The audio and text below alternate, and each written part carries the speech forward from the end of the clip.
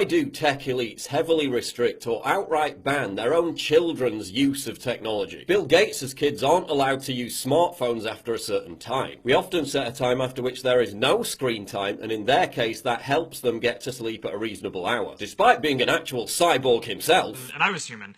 I am human, still. Mark Zuckerberg strictly limits his kids' use of smartphones and television. Asked if his kids loved the iPad, Steve Jobs responded, "They haven't used it. We limit how much technology our kids can use at home." Chris Anderson, CEO of 3D Robotics and a father of 5, said, "We have seen the dangers of technology firsthand. I've seen it in myself. I don't want to see that happen to my kids." Alex Constantinople, the chief executive of the Outcast agency, restricts her kids' use of gadgets to just 30 minutes a day and bans them, period, for her 5-year-old. As Alice Thompson wrote, it's astonishing if you think about it. The more money you make out of the tech industry, the more you appear to shield your family from its effects. Authors Joe Clement and Matt Miles ask, what is it these wealthy tech executives know about their own products that their consumers don't? The most sought-after private school in Silicon Valley bans electronic devices for the under 11s. Why do these people endlessly promote the wonders of technology out of one side of their mouths while privately keeping their own kids away from technology? I'll tell you why. Because they know what they unleashed was designed to be addictive. Addictive behavior leads to depression. We have an epidemic of childhood depression. Hospital admissions for suicidal teenagers have doubled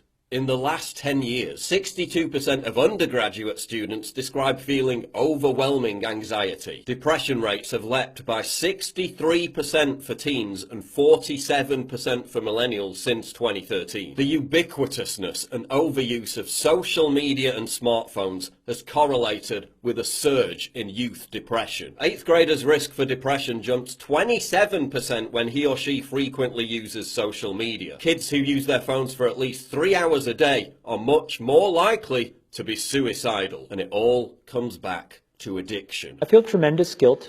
It literally is a point now where I think we have created tools that are ripping apart the social fabric of how society works. That is truly where we are. Your behaviors, you don't realize it, but you are being programmed. It was unintentional. But now you got to decide how much you're willing to give up. And I'm not just talking about the dopamine hits you get from reading messages and notifications. Did you know that when you pull down on the screen to refresh your social media feed, it was designed to mimic pulling down on the handle of a slot machine? It was designed to exploit the same psychological susceptibility that makes gambling so compulsive. Variable rewards. Each time you're swiping down, it's like a slot machine, said former Google employee Tristan Harris. You don't know what's coming next. Sometimes it's a beautiful photo, sometimes it's just an ad. According to Lauren Brichter, the guy who designed the pull to refresh option, even though it could be made redundant, the feature is there to serve a psychological function, to keep people addicted. Harris also blew the whistle on another feature that was designed to encourage addiction. Those Facebook notification alerts were originally blue to fit in with Facebook's color scheme, but designers discovered that when they were blue,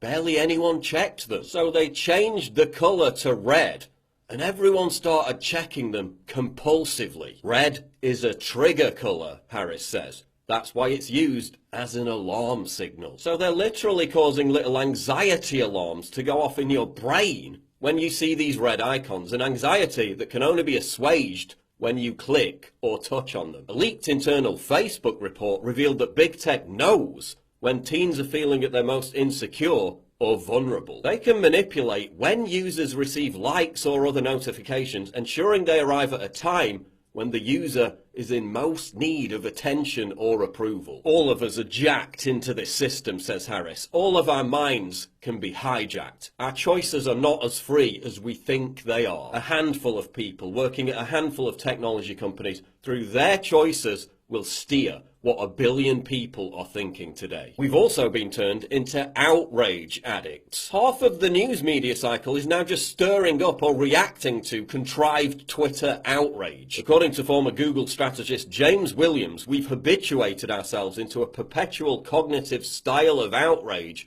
by internalizing the dynamics of the medium. We're also addicted to distraction. Did you know that even the mere presence of a cell phone in your line of sight, even when it's turned off, damages cognitive capacity? It's called continuous partial attention. Just by having it sit there on the desk, you're damaging your concentration. And have you noticed this? Even when they're not looking at it, people have to constantly touch their phone like a junkie with an involuntary body spasm. What's fascinating is that a lot of these techies are fully aware of the monster that they unleashed and are now full of remorse. Justine Rosenstein, the Facebook-like co-creator, says the social media giant has created a psychologically manipulative dystopia which only cares about profit maximization, and that it needs to be regulated like tobacco companies. Another one of the women who helped develop the Facebook like button installed a plugin on her own phone, so she doesn't even have to look at her own Facebook feed. Lauren Brichter turns off his own phone at 7 p.m. and regrets creating social media addicts. I've spent many hours and weeks and months and years thinking about whether anything I've done has made a net positive impact on society or humanity at all. Google and Facebook venture capitalist Robert McNamee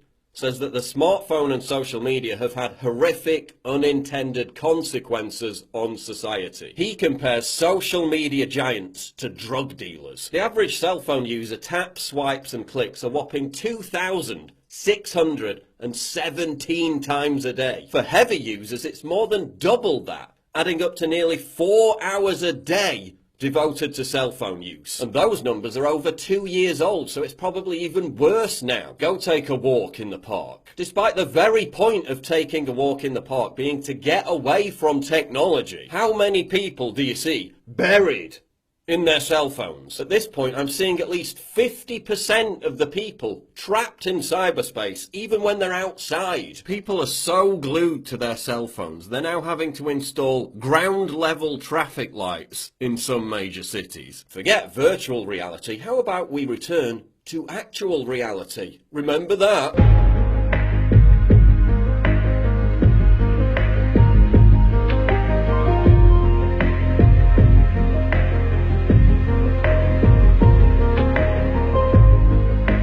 People at dinner on their cell phones, people in movie theatres on their cell phones. The CEO of AMC Theatres said, "You can't tell a 22-year-old to turn off their cell phone. It's like asking them to cut off a limb." There's a reason depression is exploding. And there's a reason why tech elites keep their own kids away from smartphones. They don't want their children to be sucked into this generational cycle of addiction, dependency, and unhappiness. That privilege is reserved for you.